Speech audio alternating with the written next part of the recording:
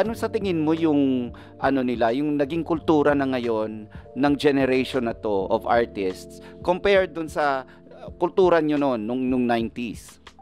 Ang isang napansin ko talaga, Nelson, yung dati kasi wala kasing standby area before. Mm. Kaya mas close yung mga artista dati. Pagkatapos namin mag-take, pupunta lang kami sa isang lugar, doon na kami mag-uusap-usap. Ang isang talagang napansin ko,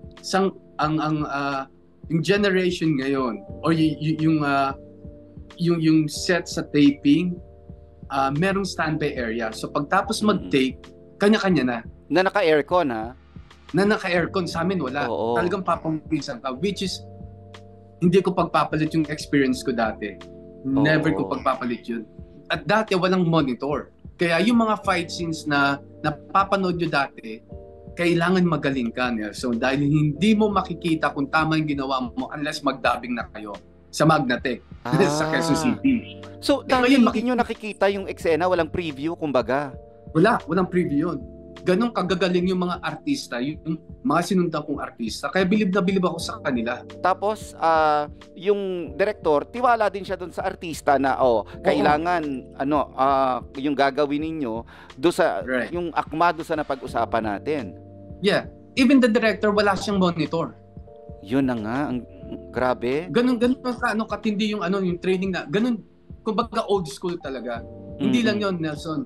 Dati yung camera, pag umandar na yung camera, maririnig mo yung film, yung negatibo rumorolyo. Ibig sabihin, pag nagkamali ka, gastos yun.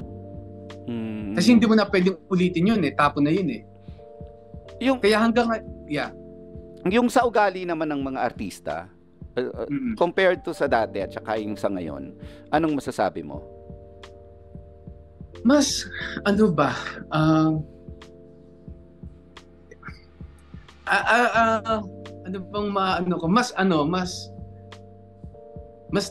sorry pero I'm just being honest here. Syempre, di ba, somebody na umano doon sa different generations. Gusto kong malaman yung yung naging napansin mo. Oo. Mas nagbibigay pugay yung mga artista dati. Mas nagbibigay ng galang. Alam nila kung sino yung senyor. Di ba? Magandang umaga po. Di ba? Hanggang ngayon dala ko yun. May mga ibang artista, lagi siya hindi ko nilala. Pero meron ding mga baguhan na pag dumating, parang walang kilala or, Ako, automatic ako. Pagdating ko sa set, may mas maano sa akin, good morning po. Good morning po. Ako po si Kier. At diba? Nagpapakilala ka pa. Nagpapakilala ako po si Kier. Ikaw yung anak ni Lito Legaspi. Opo. Diba? So maganda yung relationship pag ganun. Kier,